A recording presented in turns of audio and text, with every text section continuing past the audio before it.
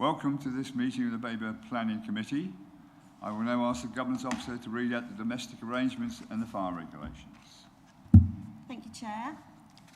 Please ensure that microphones are turned off when not in use. Please do not interrupt other speakers or hold separate conversations while others are speaking. Please ensure your mobile phones are on silent or switched off and that your laptop is also switched to silent. I would like to remind everyone present that this meeting will be broadcast live to the internet and will be capable of repeated viewing. The whole of the meeting will be recorded, except where there are confidential or exempt items. If you make a representation to the meeting, you will be deemed by the Council to have consented to being recorded and to the possible use of those sound recordings for webcasting and or training purposes. If you hear the fire alarm, please leave the building immediately via fire exit and make your way to the assembly point, which is Ipswich Town Training Ground. Use the stairs, not the lifts, and do not re-enter the building until told it is safe to do so. Thank you, Chair. Thank you, Claire. Some quick introductions. Today, Area Planning Manager Mark Russell. Our Legal Advisor is Ian Dupre. Our two case officers are Adam Lockwood and Tegan Chenery. Thank you. You've already met our Governance Officer, Claire Philpott. I will move to the agenda. Apologies for absence and substitutions. Thank you, Chair. We have apologies from Councillor Helen Davies and Councillor David Busby is substituting, and we have apologies from Councillor Peter Beer. Thank you. Receive declarations of disclosable pecuniary interests and other registrable and non-registrable interests by members. Yes, Councillor Mabry. Thank you, Chairman. I don't know if I need to declare, because we are talking later about Corks Lane, that I was at one time a director of Babergh. I'm happy to leave the meeting if you need me to. Okay, thank you. Thank you, Ian. You're happy. Any others? Councillor Busby. Councillor Busby. Thanks, Chair. I am a director of Babergh. I'm chair of Babergh, and it's probably appropriate if I don't attend those two items.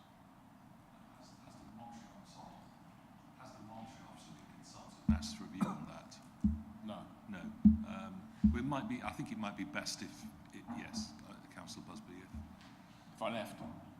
I think yes. I think so. Yeah. Okay. Thank you. Just one thing. You've got registrable rather than registrable. Thank you.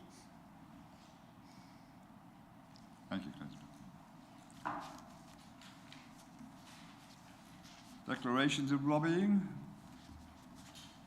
Declarations of personal site visits. Are there any to declare? Councillor Grandin. I haven't been on an actual site visit, but because the Corks Lane application is adjacent to my ward, I pass that area every day. So while I haven't done an official site visit, it's impossible for me not to be aware of what's going on there. So I'm just telling you that to be open. Thank you.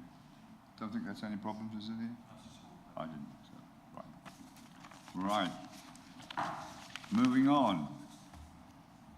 BPL 2401. Confirmation of the minutes of the meeting held on the 3rd of April. Are there any points regarding the accuracy of the minutes? Councillor Mabry. Thank you. Page 7, 87.2. It states on the second to third line, the matters previously considered as outline. I think that should be at, because it changes the meaning of the whole paragraph. Yeah, I can change that. Thank you. Thank you. Thank you. Any other points? No, in that case, can I have a proposer, please, to accept the minutes? Councillor Osborne, Councillor Wyman, seconding. Thank you. Government Officer will now conduct the electronic vote. Thank you, Chair. Members, that vote is now in progress.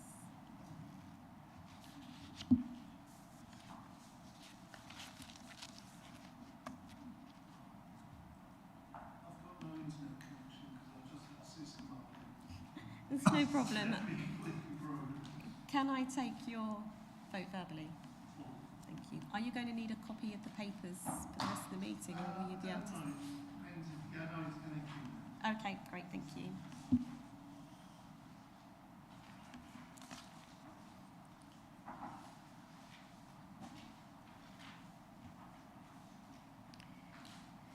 Thank you, Chair. So that's 7 votes for and 3 abstentions. That's carried. Thank you.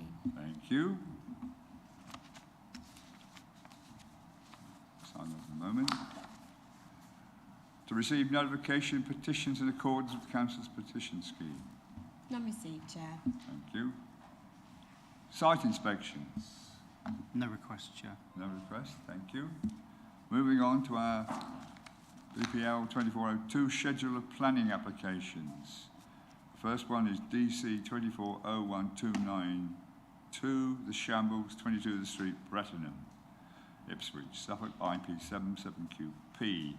I will now invite this case officer, Adam Lockwood, to introduce the application to the committee. All yours, Adam. Thank you, Chair, and good morning, members. Item 1 today is the householder plan application for the erection of a single-storey rear extension and a new cart lodge / shed / office following the demolition of the existing shed on site. I would like to draw your attention to a small amendment to the proposal, which also now includes the rendering of the dwelling as covered in your tabled papers. The purpose of this presentation is to provide further clarification on the case and is to be read in conjunction with the officer report and is not a replacement. This application has been brought before committee today as it is on behalf of a member of the council, but they are not within the planning department. The main issues for this case are the conflict with Joint Local Plan Policy SPO3, the impact upon the Brettenham Conservation Area, the impact upon Willow Cottage, which is the property to the southwest and is the only representation that has been received, the impact upon ecology, the impact upon the environment, and also ensuring an adequate parking provision. As stated, following publication of the agenda, the proposal has been amended slightly to include the rendering of the dwelling. This has not resulted in the amendment of any plans. Alongside this, following the receipt of a neighbour objection, further conditions have been proposed if this application is minded to be granted. As displayed on the screen, the application site is highlighted in pink. It is well within the Brettenham Conservation Area, which is denoted in the purple. The site is intersected by the Brettenham settlement boundary, which is denoted by the thick brown line. There is 2 Grade 2 listed properties opposite, and there is a footpath along the eastern boundary, as shown in green. Here again we have the application site outlined in red, and a closer view. This shows the existing condition of the site. And here we have a proposed view if the shed was to be removed, which is currently on site. So, as stated, there is currently an existing single-storey outbuilding, which is shown on the left-hand image, highlighted in orange. And then on the right-hand side of the screen, you have the proposed site plan. This was following the removal of the existing outbuilding and the construction of the cart lodge / shed. We have the single-storey element which sits outside of the settlement boundary in orange. We have the 2-storey element, one and a half storey element inside the settlement boundary, and then there is a red area showing the parking and manoeuvring area forward of that. There is also a small rear extension to the back of the property as shown in orange. So here we have the plans for the cart lodge. We've got a open-fronted 2-bay cart lodge with a workshop / shed at ground floor. On the first floor, we have a office area, which is accessed via an external staircase, which is positioned on the inside of the development, so within, not on the neighbour side, but within the site. Here we have the elevations, which So the cart lodge / shed is to be clad in a horizontal wooden hardy plank, which is atypical for this type of development. All of the windows here are located either looking into the applicant site itself or sort of back to within the garden. We have no windows proposed on the shared boundary with Willow Cottage. Here we have some images taken from the site visit which was conducted. So this shows the existing shed which is on site, which appears to be of a poor quality. As shown on the image to the right-hand side, the closest point that the new development would come to Willow Cottage would be 5.6 metres. Again, we have another image of the boundary between the application property and Willow Cottage. This shows the existing fence line, which appears to occupy much of the elevation of Willow Cottage, and thus any impact on light would likely already be caused by this boundary. And one final image of the rear of Willow Cottage. As can be seen, there is a degree of separation between the application property and the neighbouring. So this has been taken from a previous application which was received for Willow Cottage, identifying the windows which overlook the boundary. As can be seen, two of the windows would be unimpacted as they would overlook the parking area. We have the one window with the blue line which would overlook the single-storey element. However, please note this is not the sole window to the room, and there appears to be other windows on the opposing side of Willow Cottage. And then moving on to the single-storey rear extension and the rendering. Here we have an existing and proposed rear elevation. So the single-storey rear extension is to sit comfortably against the back of the house following removal of the porch. The existing office area to the rear is to be retained.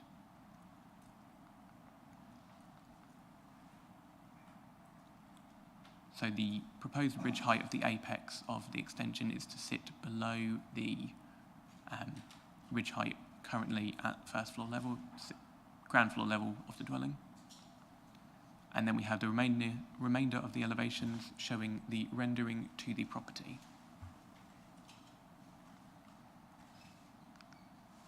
Here we have a floor plan. So as stated, it is to utilise the existing rear projection, which is currently utilised as an office, and will extend the dining and porch area. And then some existing images of the house. This is looking south along the street, north along the street. This is the existing rear of the dwelling. And then this is the dwellings immediately opposite.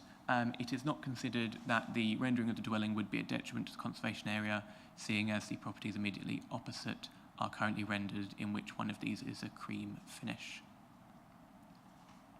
This is a summary of the representation which was received from Willow Cottage, which is the only representation which has been received.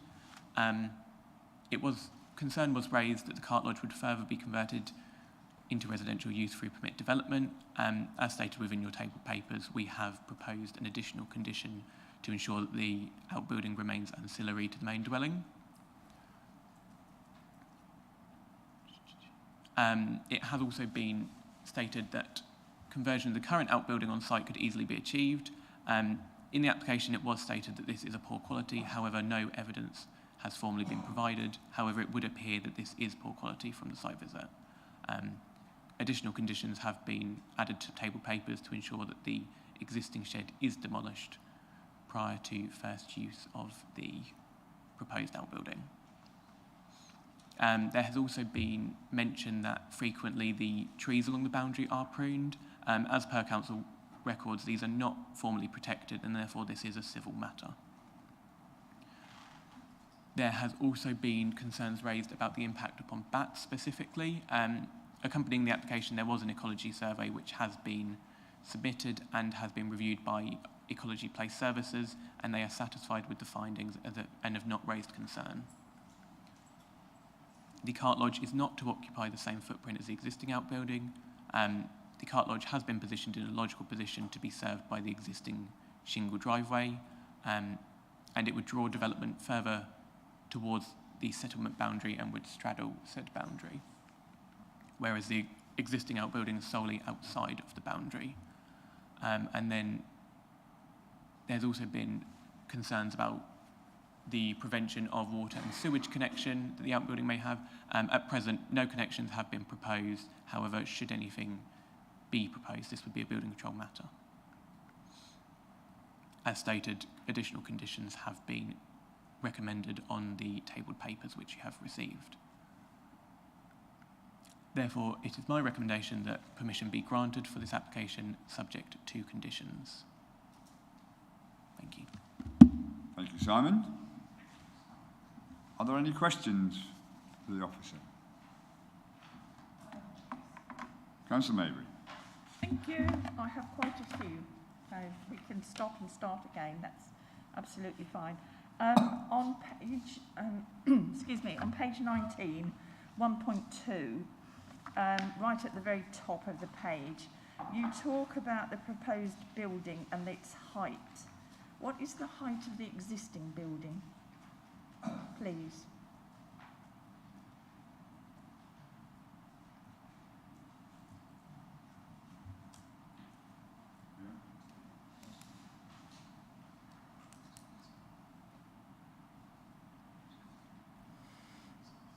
Do you wish to come back to me?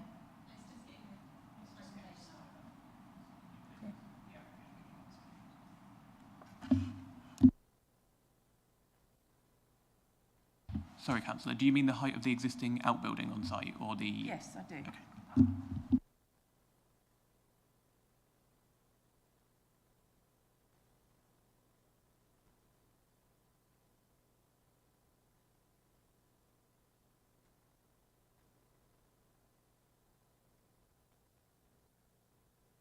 I'm unsure at present, however, I can double check and I'll come back to you about the question if that's all right. That will be fine. I'll carry on with the second one. Same page 19, 2.1. The last line, you state that this is within the conservation area, but I note that you are approving UPVC windows and doors. I find that most strange in a conservation area. Even if it's not overlooked, I still find that very strange. Why is that, please?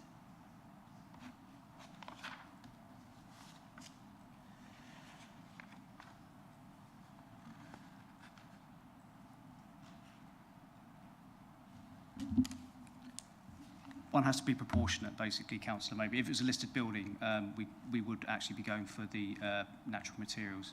If it's a conservation area, we look at the effects it's likely to have on the conservation area. And we're talking about the outbuilding at the rear, I think, aren't we? Well, I'm still talking about the outbuilding at this point. So one would take a view about the likely effect on the conservation area. Officers have concluded that it's acceptable. Members, if you wish to discuss that, then obviously it's over to you.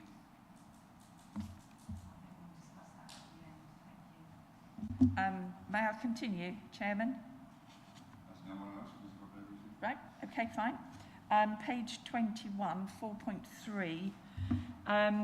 We're talking about the two-bay open-fronted cart lodge.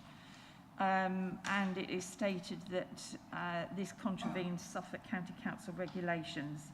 Whilst I note what you have said, my concern and my question to you is, if we keep allowing for differences, and this is especially this one, because that's what we're talking about, surely that will make a precedent for the future. Can you explain why this is not the designated 6 metres in length, please? Thank you, Councillor. I believe when I was writing the report, due to the open-fronted nature of the cart lodge, it was considered that whilst this is not the 6 metres in designated length, due to the open-fronted nature, you know, there could be the possibility of the cars emerging out of the front of the cart lodge. Whereas if it was a closed nature, then obviously you are limited to the size. Same page, page 21, 5.1. and 5.2, the property is located within flood zone 1. However, 25th of July 2021, there was severe flooding in Brettenham around that site. Could you confirm to me that that property was not included in the flooding? That's 25th of July 2021. Thank you, Councillor. Unfortunately, I cannot confirm. I'm not aware if the property was included in the flooding. However, all I am able to assess is it is located in flood zone 1. Thank you. I think we give it a rest there. Councillor Maybury for a moment. Councillor Grandin, you have a question. Thank you, Chair. I've got a couple of questions. One, can I ask about overlooking the adjacent property, please? Will the Willow Cottage be overlooked by the new development? Thank you, Councillor. We do not anticipate that the new development would overlook the property. All of the windows have been located looking into the application site itself, and there are no windows proposed overlooking Willow Cottage. And shading?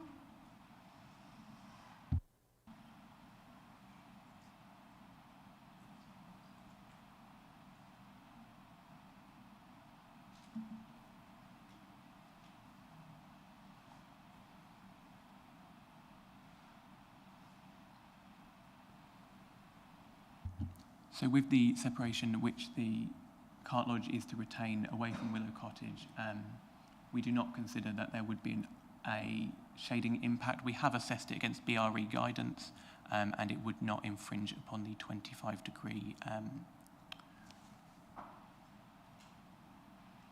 right of daylight, sunlight. Sorry. Can I just check what is meant by the new condition that you added? Because that had been one of my concerns before I came to the meeting. So does that mean that the proposed cart lodge cannot have a change of use in perpetuity, that, you know, permitted development rights to make it residential, for example, are lost? Could you confirm that I've understood it correctly? Yeah, Adam and I have discussed this before the meeting. I think the case officer has conscientiously proposed a condition that to some degree states what the general law, planning law says anyway, that if you have an extension to a house, I suppose it's always a possibility that it's something like a snooker room or a workshop and it might become a bedroom. Or, you know, we all know situations where a large family house becomes has let to 5 students or whatever, and the parlour becomes a bedroom. As a matter of law, Section 55 of the Town and Country Planning Act says if you subdivide an existing dwelling, it always needs planning permission as a matter of legal principle. So I think the condition is a cautious reminder to the receiver of the permission that's what the law requires. It has to be. It must only be ancillary. But if they wanted it to be separate, they'd have to get planning permission anyway and remove that condition. Thank you. And then I would like it noted that I have concerns about the UVPC in a conservation area as well. Please. Thank you.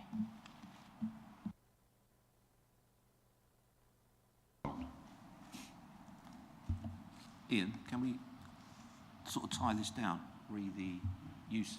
Because I'm not happy with the idea that this is being built and can be quite easily turned into a let property, a rented, an Airbnb, a family extension, a guest house, a guest room.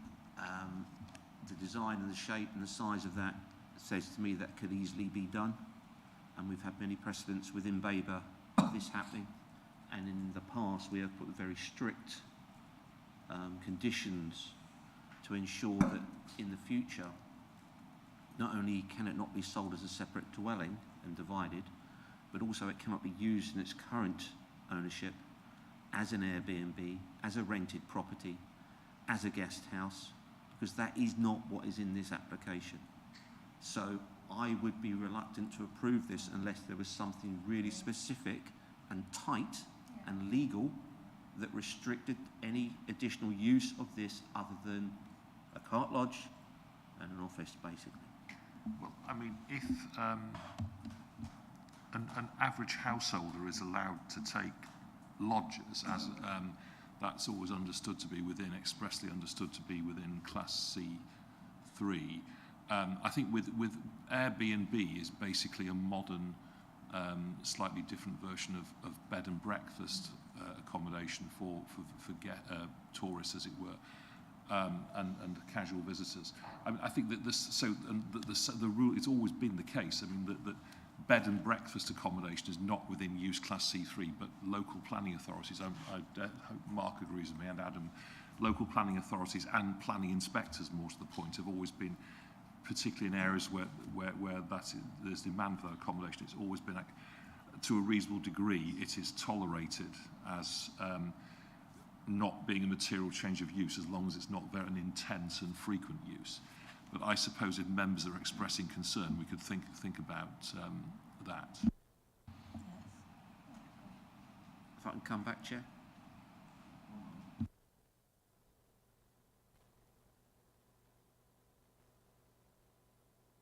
Yes, Councillor Hall. The Chair will be aware of a case in one of our parishes where an outbuilding was permitted for an elderly relative, and yet, unfortunately, within a couple of years, that property then became vacant and it was tried to be turned into an Airbnb and be rented out. Now, that was built in the back garden, and the planning team have ensured that that doesn't happen because there was a condition placed on that at the onset of its building to ensure that that didn't happen. And as I say, I wouldn't feel comfortable approving this with an application with that size of outbuilding unless there were specific legal restrictions on its use. Councillor Holt, we have the paraphrasing of the condition there. Are you saying that that's not enough for you and you'd like to say something else? It's not enough. It does not go far enough. I don't believe you would enforce it. I don't believe the council would enforce it. I believe if the applicant wanted to turn it over, he would be easily allowed to do so. Okay, so you would like that expanded to preclude certain other possibilities, such as letting, for example? Well, to be fair, Mark, that's my view. I'd appreciate everyone else's view as well, because I'm not here to have things done my way. It's a collective, so I'd like other people's views, but that is my view. We'll come back to you during debate. Are there any questions? Councillor Maybury? Yes, we're going to something in debate, but yes, page 23, please, 8.7. I have seen the table of papers, but can you clarify what exactly is going to happen to the bats before the new bat lot is built? Oh, sorry, no, rewind. No. I thought there was a question about bats in this one. Perhaps you can confirm whether there are any bats in the vicinity.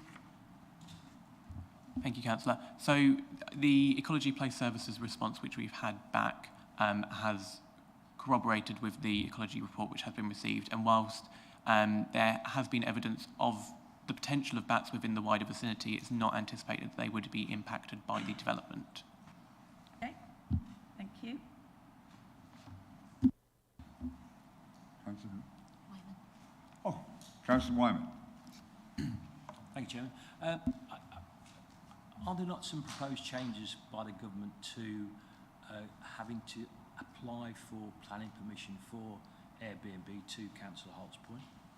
There is indeed. There was a consultation recently on a new use class. I always get it wrong. Was it C5?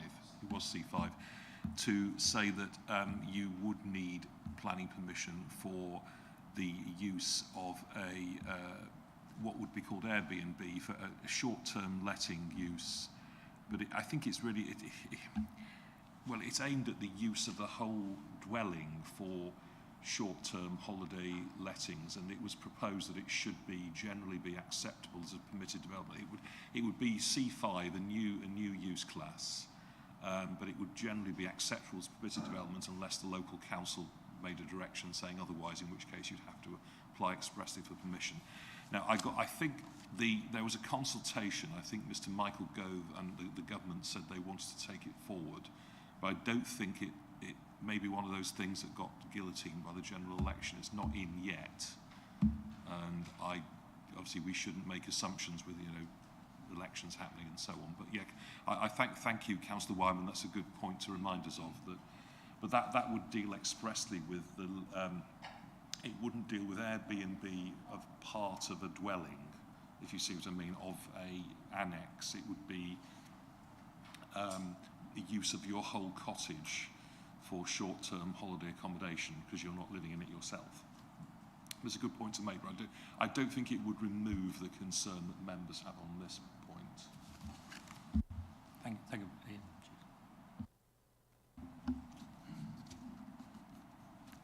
No more questions? No? Thank you. Right. Thank you, Simon. If you just sit tight, we may have to come back to you again. Adam, sorry. Adam, absolutely, Simon. Excuse me, I couldn't read your name. Fine. Right. Public speakers? We have none. None at all. Ward member? No response. No. Okay. Okay. I will now open up the item for debate. Who wishes to kick off? I will make the comment that many conservation areas do have UPVC windows. I can think of 3 or 4, and they're not discouraged.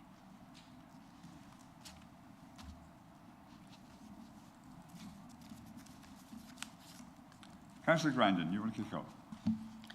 So, on the UVPC aspect, in a conservation area, I would suggest that the applicant uses wooden versions of double glazing, if that is their concern. To they've moved, they live in a conservation area, and so a wooden double glazing would be acceptable in my view. And secondly, I agree with Councillor Holt with his concerns about the extension, the carte lodge extension. It's a very large extension, and I could see it being made a separate building. So I would like to find a way of strengthening that condition, as was hinted at. So I hope others might support that. Thank you. Let me just ask the area planning manager what can be done in a conservation area. As I believe it, you cannot restrict people with UPVC windows. I said earlier, Chair, it's all proportionate. If we could have the drawing up actually showing where it fits in to its surroundings. Is there a block plan or something like that, so we can talk about where this building is that we're discussing? Because I believe it's reasonably discreet. It's about whether asking for timber is proportionate to the proposal. So, remind me which element we're talking about here. Is it the salmon-coloured thing at the back? Is that the building? Yeah, the single story. Yeah, it's a single story, yeah. So that's, I think if you read the description, it hasn't really got any public aspect to it. It's not a listed building, so we're not protecting any special interest. It's still a heritage asset because it's a conservation area, but you have to form a view on how that affects the enjoyment of and the setting of a conservation area. And I'd suggest that it doesn't do it too heavily because it's discreetly located.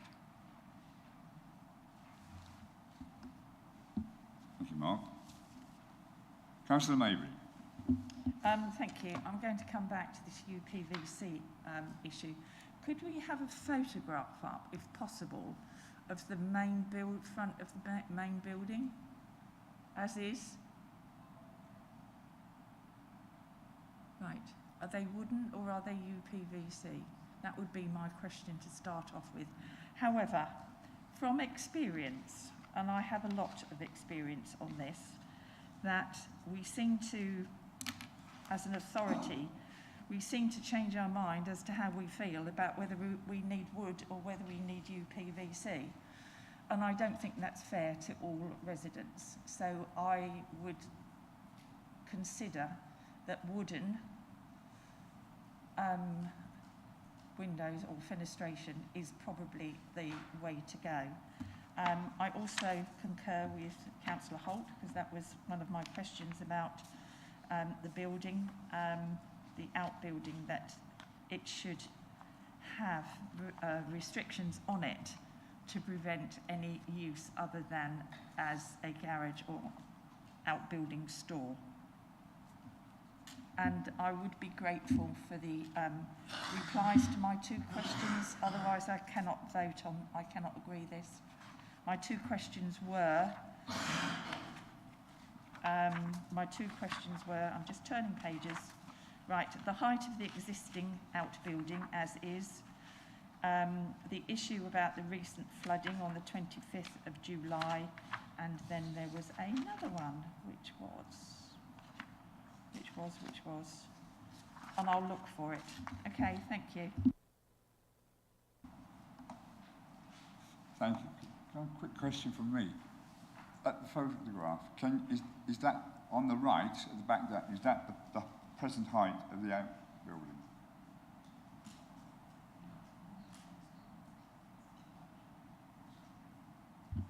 This is the present height of the outbuilding, Chair.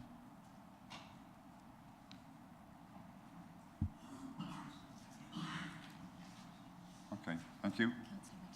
Thank you. Councillor Register. Yes, so I'm not averse in this instance to the use of UPVC. It's obviously much more economic. I have discussions a few weeks ago on the subject revealed that wooden double glazed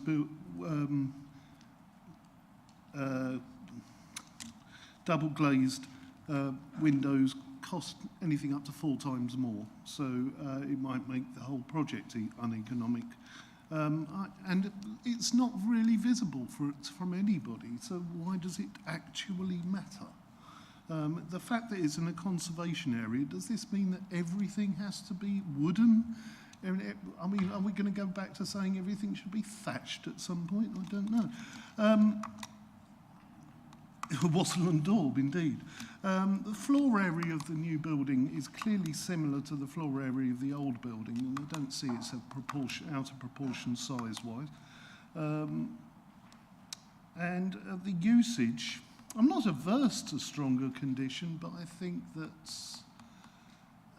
buildings get changed of use quite often over their time, over their history. We can't say nobody can ever live there, because who knows?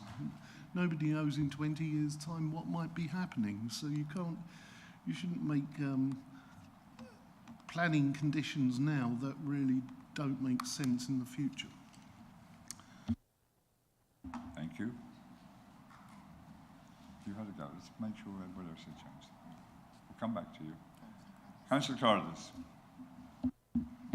Thank you, Chair. I'd just like to know, I've just been looking on Google Maps and looking at the photograph of the house from street level, and it appears to me that the windows on the main house are UPVC, so it just feels a bit much really to expect the outbuilding to have wooden windows if the main house that faces the street are UPVC. That's what it looks like on the photograph anyway. Thank you.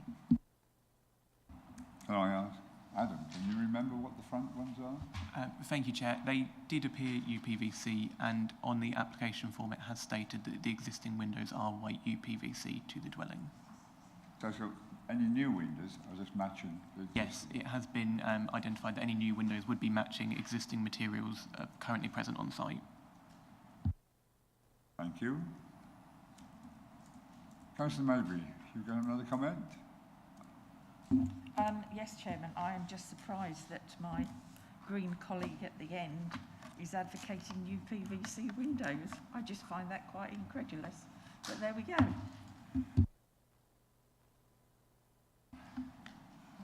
One moment. I think Councillor Dowling wants to say One something. moment. Councillor Registry.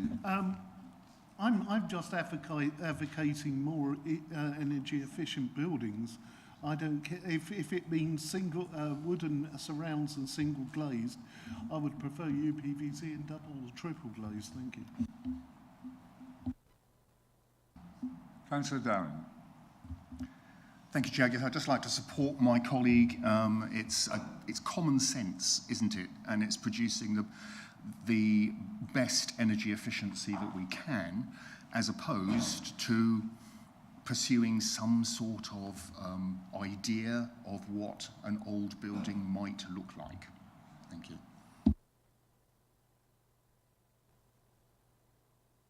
Anyone else? I'm going to ask Mark. Mark, what is the restrictions that we can put on for further future use that will have any teeth? I think the thing that seems to be exercising members, and I understand why, is the possibility of a let, basically, of letting it to somebody else, particularly in a Airbnb type scenario. So I think if members are worried about that, we can broaden the condition which is in the table of papers and to preclude any separate letting. That may go some way to assuaging the concerns. I think, generally speaking, as Ian has pointed out, that the law already precludes it, to be honest. And it's belt and braces, though, really, I think is what we're saying. There could be a grey area where if they're possibly letting a bit of it out, then it still might fall under PD. So if you're concerned about it, we can preclude letting, if that would answer the concerns of members. Can I ask Adam to show the conditions which we will be adding that to? Thank you.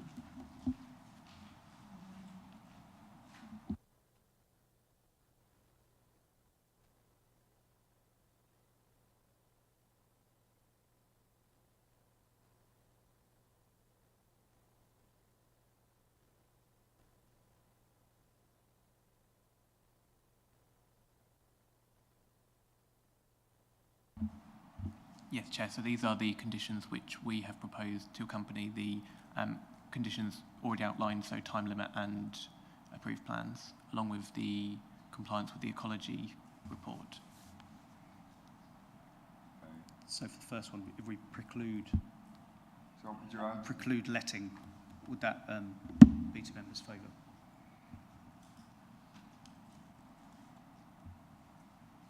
any comment? Preclude letting? To me, that is basically saying you can't sell the outbuilding off and make it a separate dwelling. That's fine, but it does not cover its use. And I know you're going to say not for residential use, but to me that's saying the owner cannot sell the outbuilding off and turn it into a separate dwelling. But as we know, planning applications can come in and committees can take a vote on that separately on any given day. But if there's a specific legal condition to prevent it, then they have to go to appeal to turn it over. So, as I say, tie it down now, or, as we've seen in the future, it will come back and we will be presented with an application. As long-standing members will remember, we have had this in the past, where we can do nothing about it because under planning law we have no right to refuse it because it wasn't tied down at the initial application, and that's my concern. If I may, Chair, I mean, I suppose what you could say, and it's as Mark has said in another context, it's proportionality and whether there's a proper planning justification for it. I suppose technically you could have a condition that says, as it says, remain ancillary to the dwelling. I mean, it says not for residential use. Obviously, the whole planning unit, the whole dwelling is residential. We're saying they're separate residential use, but you could say should not be used for Airbnb or other commercial guest accommodation. But I mean, whether that is whether you would advise the members that that was an over severe or a disproportionate.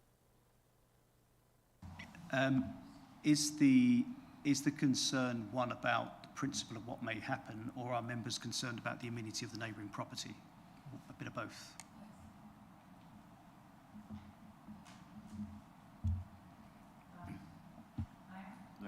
I think it's both, Mark. And apart from that, there was a comment about sewerage. Well, when you're talking about sewerage, and it doesn't matter that it's been dismissed, but there is a comment about sewerage, that means that there has been some thought that there will be some type of plumbing put in that building. And that is what concerns me. Plus, in the recommendations, the third one is biodiversity enhancement measures. But on page 24, it actually says under 9.4, as outlined by guidance, householder applications are exempt from providing a 10% biodiversity net gain. So what are we asking for there, please? Biodiversity net gain is all about habitat. So it would be, for example, on a larger housing estate, you'd have an area of grassland or woodland. That's BNG. Enhancement is artificial interventions by having things like bee bricks, bird bricks, that sort of thing. That's the enhancements that we'd be looking for. Regarding the sewerage issue, it's not uncommon, I would suggest, for people to have a spare toilet out in an outbuilding. It does happen, so I wouldn't read too much into that. Going back to the issue at hand, I think from what you've said, members, you are concerned about neighbouring residential amenity, so that would be a justification for tying down a condition here, as Councillor Holt's asking.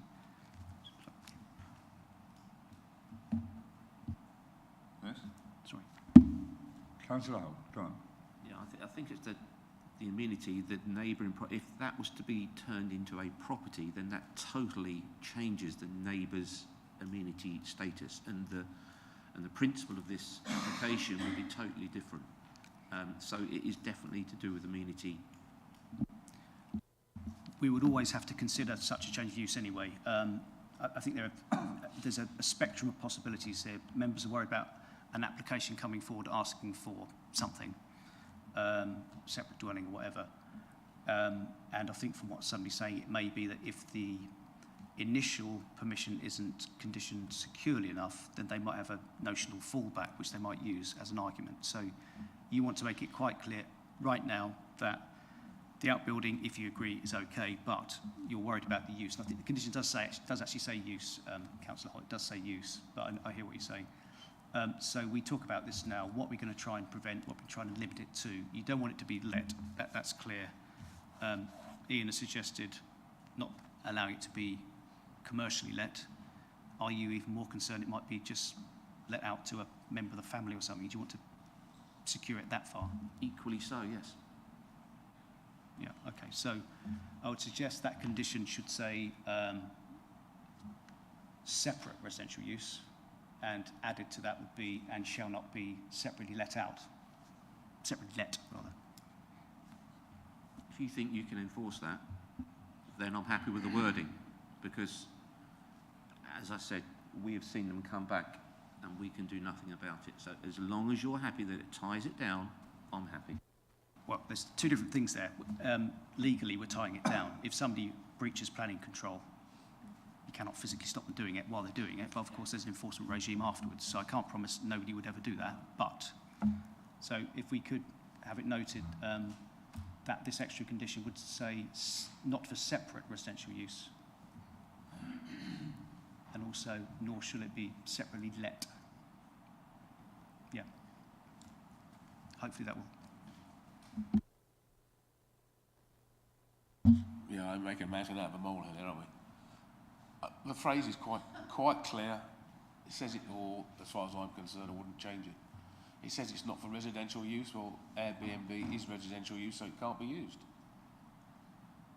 I think we're getting too involved in the nitty-gritty of how people live their lives here. I think just leave it as it is.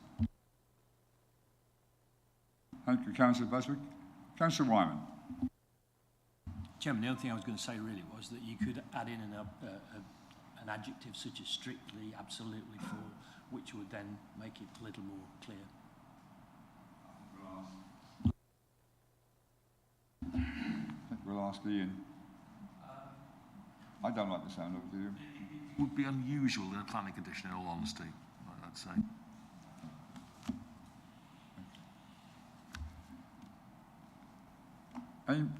Go on, Councillor. Councillor who? Holt. Oh, right, it's me. I accept your point. It may be unusual, but it's also not unusual to have these come back and we can do nothing about a change of use. So if we don't do it, you've lost it. It's one time you get the opportunity to do something and then you've lost it. Yeah, but equally, when it does come back, it might be the right thing to do, and we'll have lost the opportunity to do that because you put the condition in. Okay. Who knows what the right thing to do is in 20 years' time? Gentlemen. Who knows what the right thing to do in 20 years' time is? We should make that decision in 20 years, not now. Okay. So why have we made them in the past? Why do we put conditions on? Waste of time, isn't it? Well, let's hope we're not wasting our time now.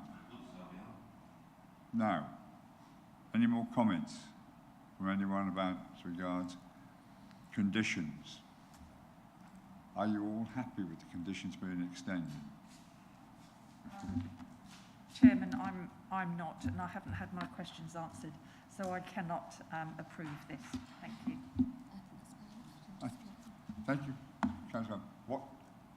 It was the height one you wanted, and we haven't got that information here, so. If I may, I'm guessing, but looking at the photograph, it looks like it's about 3 metres. I can't promise you that's the exact height, but it looks about 3 metres.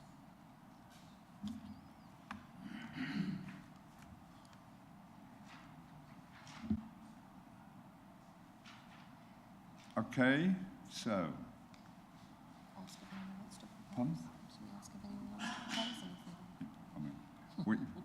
We have the officer's recommendation. Would anyone like to make a proposal? Councillor Busby. I propose that we accept the officer's recommendation to grant the planning permission. Does that include the extra condition? No? You don't have to. I don't have a strong view either way, Tony. You have no strong view either way. Okay. Can I have a seconder, please? Councillor Register, thank you. Comment to make? No, I agree with. One moment, please. I agree with agree with Councillor Busby. I don't have any strong views either way on any other further conditions. Okay, thank you. Councillor Grandin, you want to?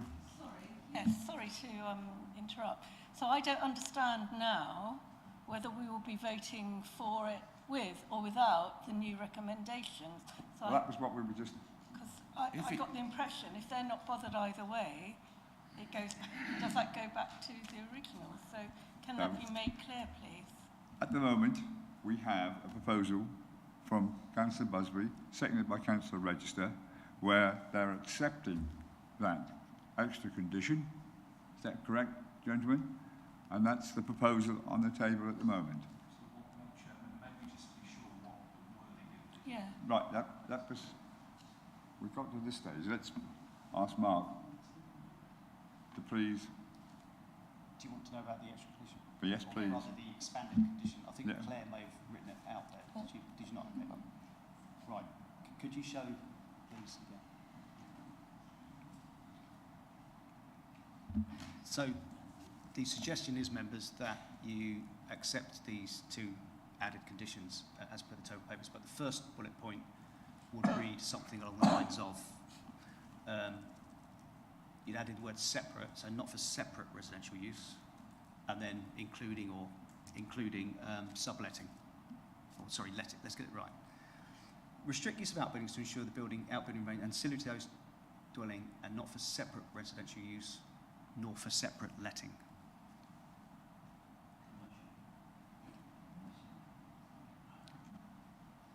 Okay? So that's the condition. So can I just confirm, Councillor Busby and Councillor Register, are you both happy with that as your proposal? Oh, delirious. Yeah. Thank you. Thank you. Don't get them too excited. Fine. Any more comments? Anything else? In that case, I'll call for a vote. Claire, can you please arrange that? Thank you, Chair. Members, that vote is in progress. Councillor Register, have you managed to get online again now? Brilliant. Thank you. Come on.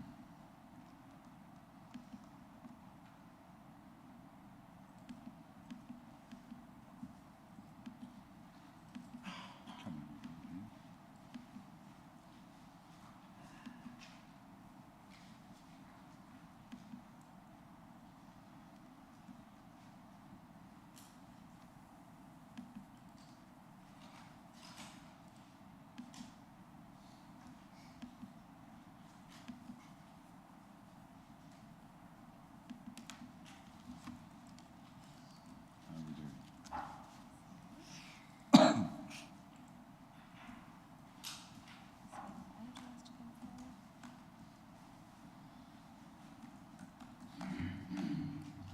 Councillor Osborne, your vote hasn't come through to me. Okay, if I just take it, it might just be a delay. Can I just ask if you're for or against?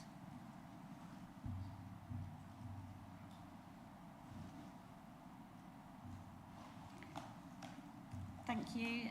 Chair, that's 9 votes for and 1 against, therefore that's carried. Thank you. Thank you. Do you want to have a 5-minute break so we can get the officers changed? Thank you. We'll have a 5-minute break, and I really mean 5 minutes, while we just get things turned round at this end.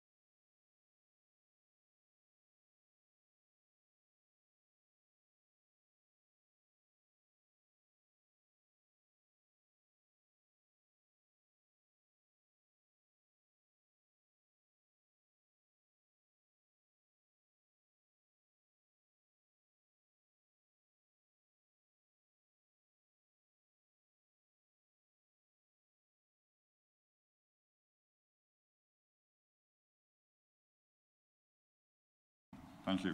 All right. Moving on to our next application, DC 23-05569, the cottage building, former Babergh District Council offices, Corks Lane, Hadleigh.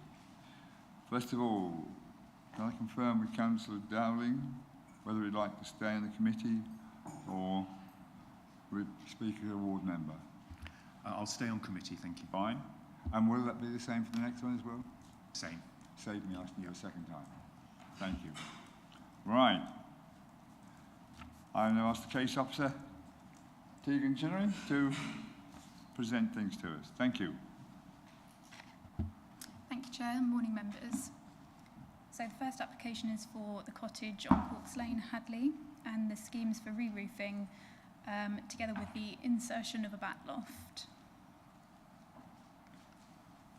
This is the site plan, just identifying the building and the site in relation to the other former council office buildings. Here's the site location plan as well, identifying the building in question.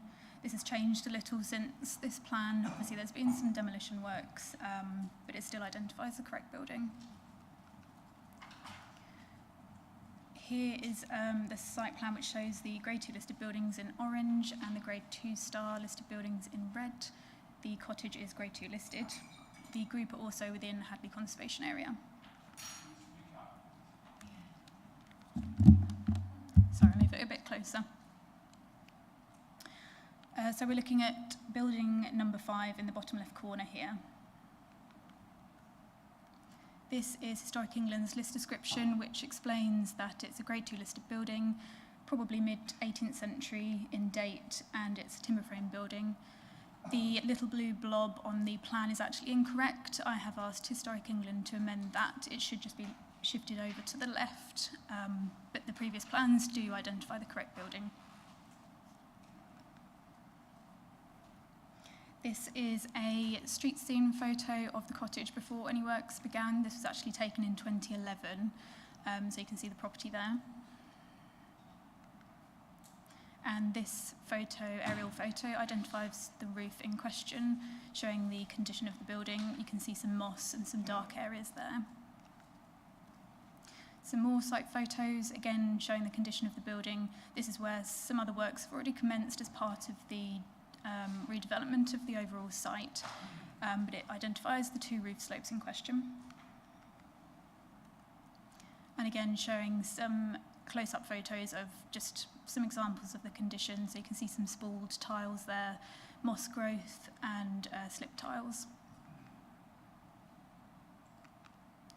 This is with the roof coverings stripped off, so you can see the roof structure beneath. The right-hand photo shows some modern rafters, suggesting that the roof has been retiled in the recent past. The area on the right-hand side is also the location of the proposed back loft. This is a roof plan, again identifying the roof in question. So the green area is the proposed re-roofing, and the red dotted area is the location of the back loft. Here we've got the elevations, again identifying the roofs, and the bottom right elevation identifies where the bat loft access will be located in the timber-clad elevation. And here we have a detail of the bat loft, so it shows a section through the roof and how that will be constructed with the access into the gable.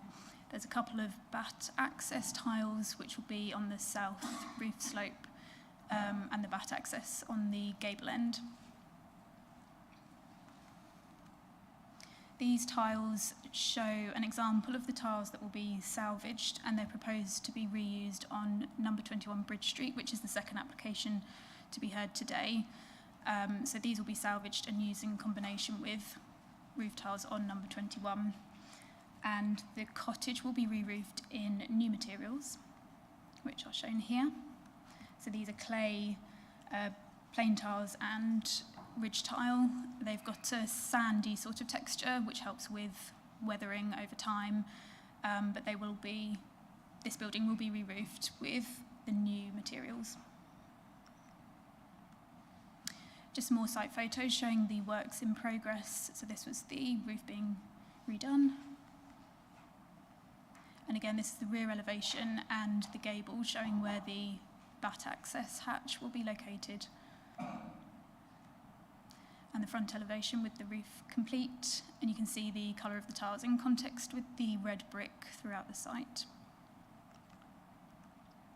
This is just a summary of the heritage team's advice on the scheme. So there was some sufficient information to justify the works, the schedule of works, including the materials and the scope, were considered appropriate. And the bat loft detail was also fairly discreet, so wouldn't impact the significance of the building, and there was no harm considered. Ecology also have given no ecological objection. They have agreed the design of the bat loft, which will be installed, and they're satisfied that there's sufficient ecological information to determine the application. Hadleigh Town Council also agreed to support the application. And I've just summarised some of the policies, so LP19, the historic environment, and SBO9, enhancement and management of the environment, which includes the conservation and enhancement and management of the natural and local environment, including biodiversity and the historic environment. So things to consider are the significance of the building in question, the character and appearance of the conservation area, the protected species, and just to reiterate that this is additional repairs over and above the original scope of the redevelopment of the site, with the first application submitted in 2018. So the recommendation is for the approval of listed building consent. Thank you. Thank you, Tegan. Are there any questions for the officer? Councillor Maybury? Oh, wait, carry on. Thank you, Chair. Regarding the bat loft, I'm just trying to imagine it.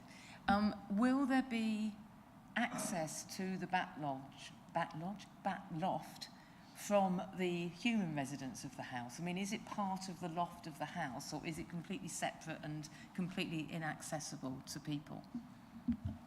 My understanding is that it won't be accessible, but I can throw to Suhu, to my colleague from Ecology. Good morning, everyone. Can you hear me? Good. Yes, it's really important that the bat loft is only accessible at appropriate times under a licence, and therefore the bats will be safe. So there will be measures in place that physically there's access, but it will be permanently locked and only accessible when appropriate. Thank you. Councillor Maybury? Yes, thank you. My question is, well, I have two questions, but the first one is, where are the bats now? Where are they now? Are they in that roof, or have they been moved, or whatever? I could pass to Sue again, thank you. Very sensible question. Bats will roost in different places at different times of the year, so a property like this would usually support mummy and baby bats, but because of the building works, I suspect they will be elsewhere at this point in time, but because they are very faithful to their sites, they will be looking to come back as soon as it's available to them. So they're not there at the moment, but they do use other properties at other times of the year, and possibly even trees. Thank you. Not to be flippant, but they're on holiday somewhere else, type thing. Right, thank you. My other question to the planning officer, who may need to revert it, is looking at those tiles, do we have any rare lichen on those tiles? Sorry, I don't know the answer. Are you able to help, Sue? Not as far as I'm aware, no.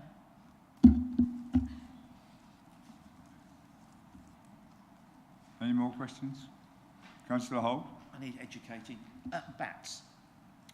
What's it like living with a bat loft? Most for humans, that is, not the bats, obviously. Sorry, I appreciate the question, yes. Most roost owners, i.e. people, don't even know they've got bats in there. They're they're usually only awake at night when hopefully we're all fast asleep. But there's not very many of them. This particular roost is a brown long-eared roost. There's probably only about a dozen bats, so not very many of them, not making very much noise at all. As I say, most householders who have bat roosts in their roofs don't even know they're there. So, Thank you. I hope that makes your mind up on whether to support the... Can I have a proposal from you now, perhaps, to... Or... Nobody else seems to want to ask a question. You want a proposal? Yep. Before I do that, I'm just a bit surprised it's taken this long to come forward with this. That this application's been dragged on for so long. I'm just a bit surprised this wasn't picked up on the first, second, third, fourth, fifth time we've had applications for it. But that put aside, I see no reason to object to this. It's something that needs to be done. We need to move the project forward. Look forward to hopefully people moving in at some point. So yeah, I'm happy to propose the application as in the officer's report. Thank you. Can I have a second? Councillor Wyman, thank you. Any more discussion anyone wants to get on with? If not, I'll ask Claire to organise a vote.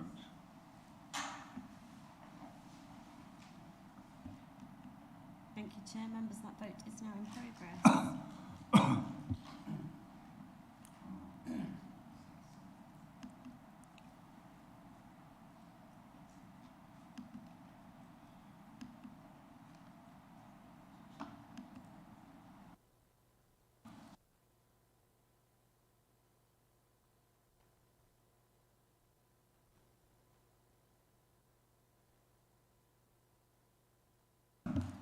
Thank you, members. Chair, that's 9 votes for, that's carried. Thank you very much.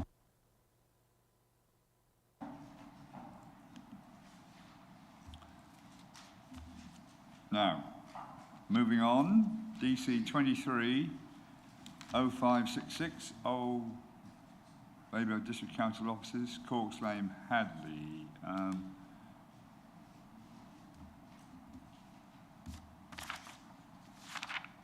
Tegan, would you like to present this one? Thank you, Chair.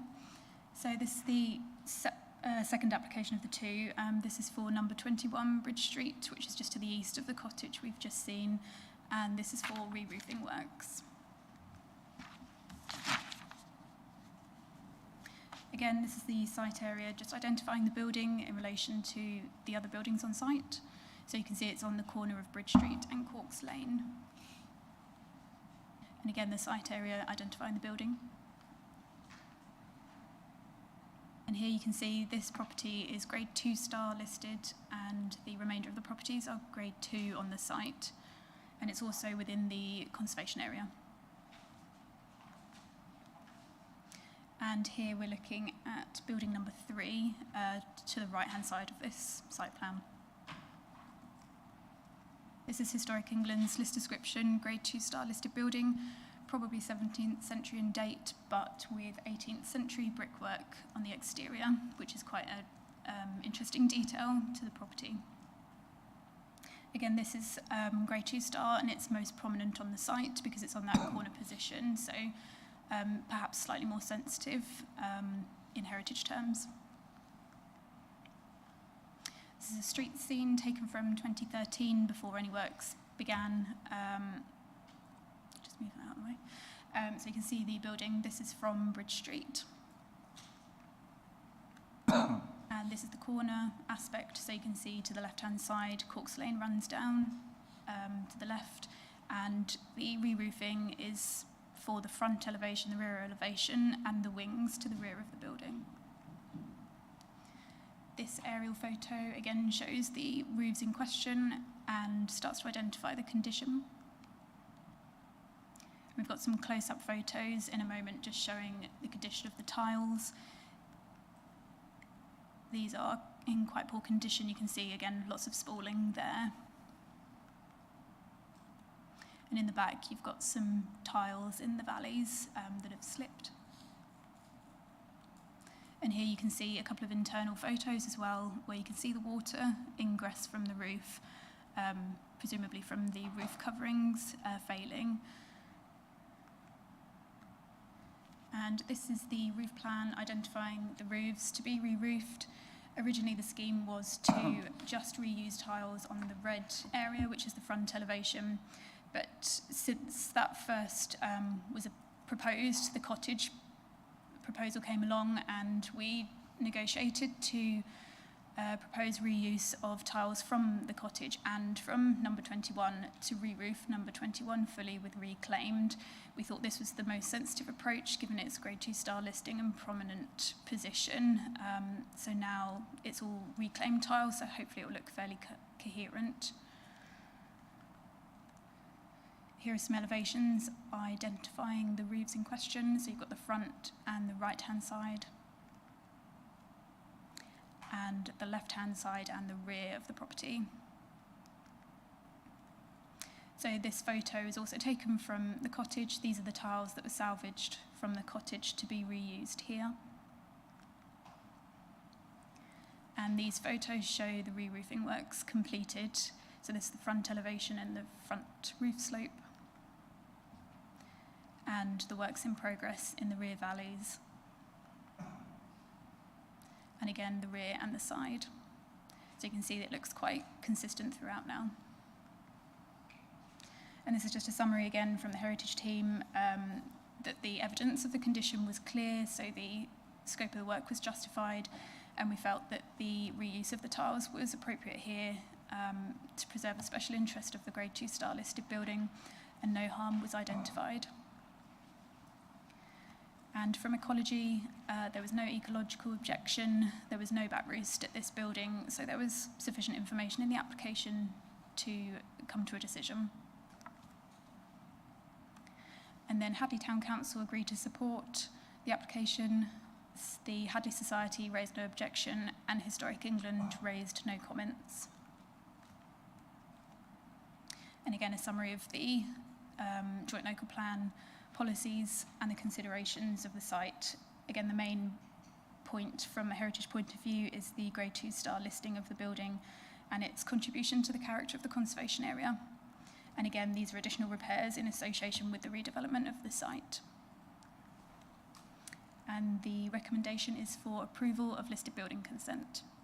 Thank you. Thank you, Tegan. Any questions for the officer?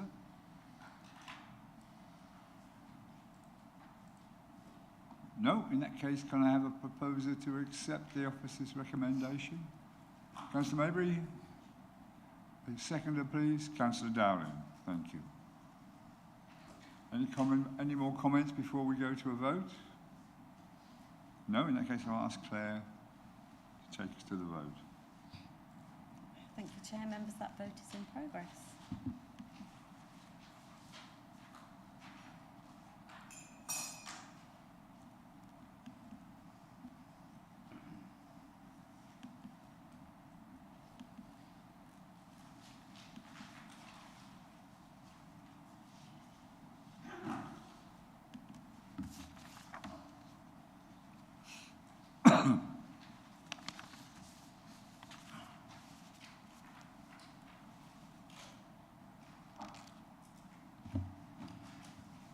Thank you, members. That's 9 votes for. Councillor Busby's not here. Thank you.